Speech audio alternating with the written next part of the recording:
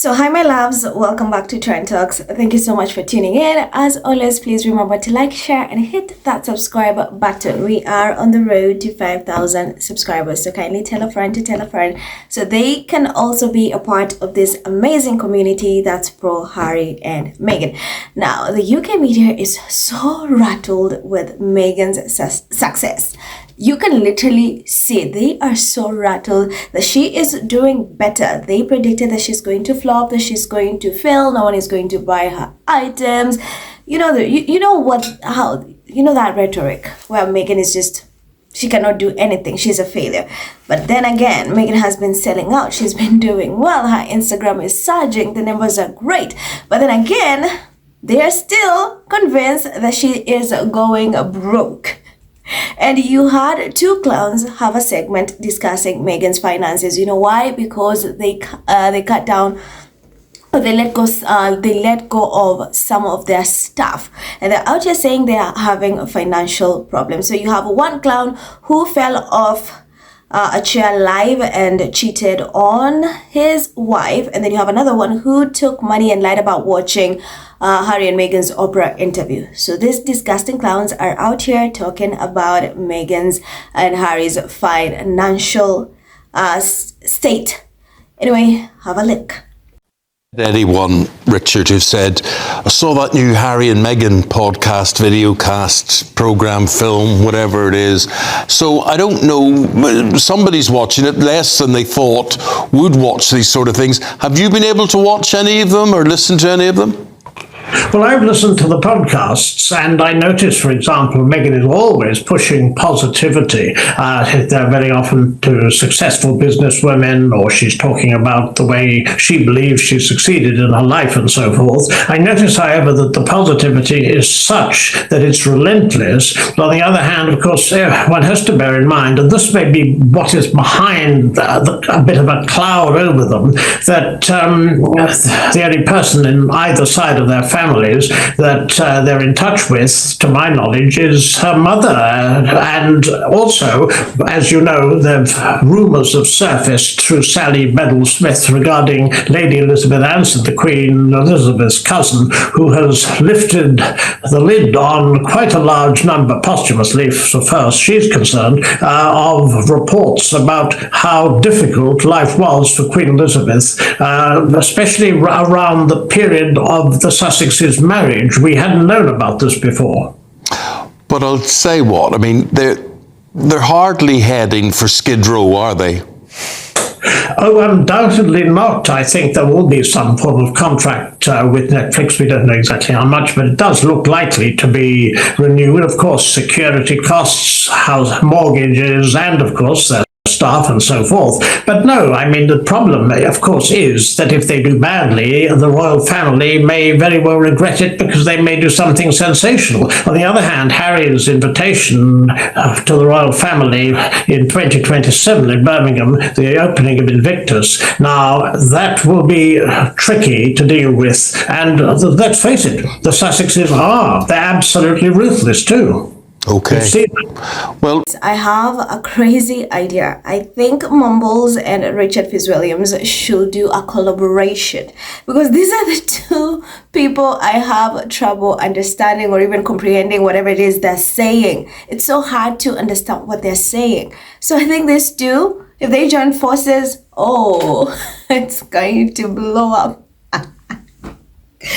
Anyway, let me get serious. So you have these two clowns, like I mentioned. One fell off the chair on national live television and of course cheated on his wife. And then you have another one who literally took money and lied about watching Harry and Meghan's interview on Oprah. So here's the thing. These people are so rattled by Harry and Meghan's success. Somehow they're convincing themselves that they are bound to fail. You know, they've been doing that for years and it's not happening. You think they let that go and just now be like, hey, we've tried. Clearly, these people are doing better. Let's just leave them alone and focus on our taxpayer-funded lazy royals. But no. Again, here they go. And here's the thing. I've noticed every single time Meghan and Harry have something major that's about to come up, be it that they're going to be awarded or they're going to show up somewhere, the UK media is always out here releasing tons of articles and segments in like a negative light. It's like they are trying to take that positivity, whatever, that spotlight away from them. So they are filling the social media, the internet, with this ridiculous segments. Because why? Harry and Meghan are about to pop up somewhere, or they have something huge that's about to announce. So they're going out here all out trying to tarnish them in a negative light, but it always never works out. So they are here. This other clown, Richard, is talking about how Harry is inviting the leftover royals for Invictus games come 2027. Which, by the way, they're being held in Birmingham, UK. A lot of fans are like, I wish Harry would take them away, given how they've treated him. But 2 years is a long time. Anything can happen. That's the vibe that people are like, we'll just have to wait and see. But their audacity, and I've seen a lot of UK media experts, or these royal experts, go on saying Harry invited the leftover royals. Mind you, we don't know anything. But since the Invictus games are going to be held in UK, they are literally assuming that Harry is inviting them over for Invictus games. And now they're running with this narrative that, oh, Harry has invited Charles, Cole, Miller, Kate, and William for Invictus games. Yeah. And I love how they've always wanted Meghan and Harry to fail, but they have not failed. And they were out here saying about, they let go of some of their staff, rightfully so. I think in every business organization or enterprise or whatever, it gets to a point maybe your values don't align with each other, or maybe someone wants to branch out and do better, and you have to let them go. I don't think it's usually like because they cannot afford these people, or because they're having issues, whatever. Sometimes it's just like we have different ideas, we have different set of goals, we can no longer align together. I think it's better if we just don't work together, and that's it. But the UK media will tell you that the reason why they're cutting out on their staff is because they're not able to afford them. Here's my thing. Meghan has been selling out. Her wine sold out in under an hour. As ever, products sold out in an hour. This girl is racking in millions. How on earth do these idiots, do these clowns think that Meghan and Harry are going broke? I don't even know what that logic is. These people are usually just paid to say and spew nonsense, because you'd think for a moment they'll do research or literally see, hey, Meghan is doing well, they're selling out. Harry as well, look at his portfolio. He has such a great investment portfolio, but no. They are just waiting for the day that Harry and Meghan will be broke, because somehow they think they will run to Charles and beg and crawl asking, hey Charles, could you please lend us some money? We are broke. And then people will be so happy and Harry can go back to being William's scapegoat. It's not going to happen. So the fact that they are rattled right now and they're out here saying that Harry and Meghan are broke because they cut off some of the staff, or they let go of some of the staff, that just tells you they are rattled. They are so rattled and they're so pressed with Harry and Meghan's. And also they have this issue with Netflix. I know that their contract is supposed to come to an end this year, but given how Ted Sarandos has been speaking so highly of Meghan and just how he loves working with Meghan, and also they're in a business partnership with As Ever, I am 1,000% confident they are going to renew this contract, and I have a feeling something major is coming. But no, the UK media is trying to convince people that first, Netflix is going to cut their budget, or no, they're never ever going to renew. Get over yourselves. This is just the beginning, and there's more to come. There is so much to come. This is just the beginning. And here's the thing. They keep hating but keep watching. For people who claim they can't stand Harry and Meghan, especially Meghan, they're constantly watching her podcast, constantly watching her show. Oh, they are glued to her Instagram. Every time Meghan posts something, they run articles. Like 5 minutes later, all articles. Daily Mail, the UK media is just out here releasing articles. So Meghan is feeding a lot of these people. Meghan is giving these people a lot of money, and the audacity for them to claim that she's broke is ludicrous. Honestly, it's out of this world. So this segment was going viral and people kept laughing and saying, oh my god, here we go again. That means Harry and Meghan are about to step out and to do something major. So they're rattled and they're out here saying how she's broke, how she cannot afford her stuff, how Netflix is going to cut down the bill.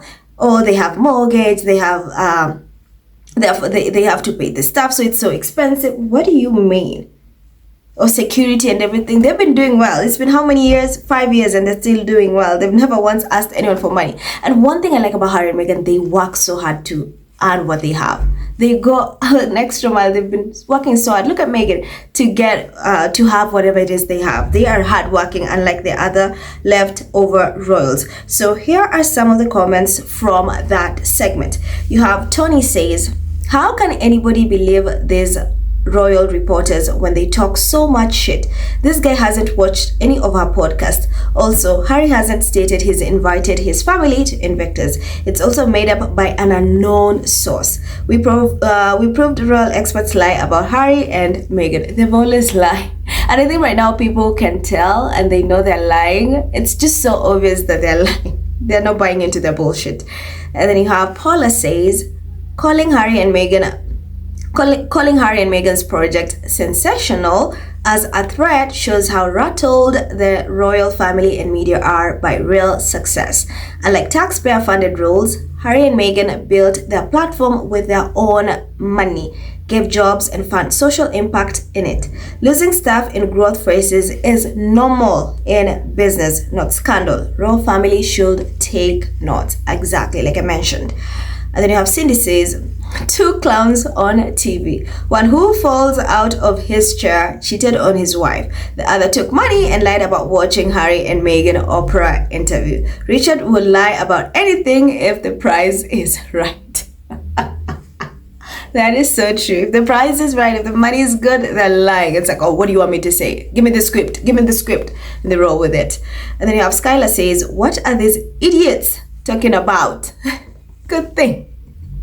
I've seen so many people say it's so hard to comprehend the other clown, Richard Fitzwilliams, whatever he's saying. Like, him and Mambo will do they'll be a great team, a great duo.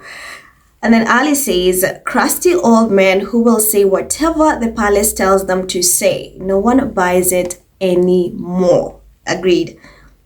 And then Marley says, "Two grown men that sound like teenage mean girls." Absolutely true.